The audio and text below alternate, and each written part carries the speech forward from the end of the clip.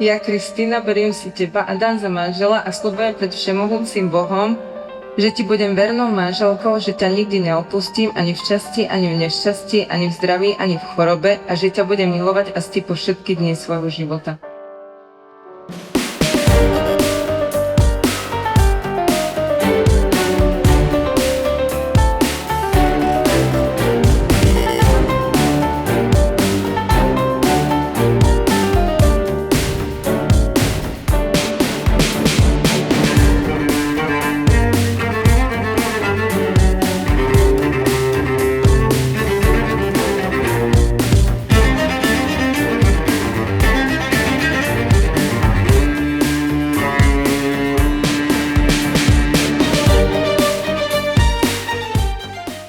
Požehnávam ho v mene Otca, Syna i Ducha Svätého. Amen.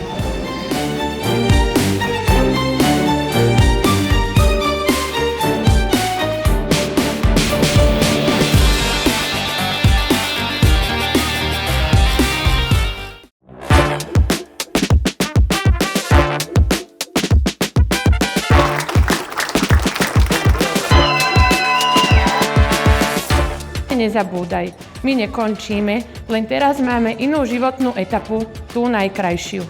Dnes si tu predo mnou ako zodpovedná a milujúca manželka a matka som na teba nesmierne hrdá.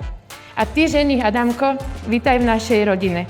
Si vynikajúci otec a už teraz aj milujúci manžel.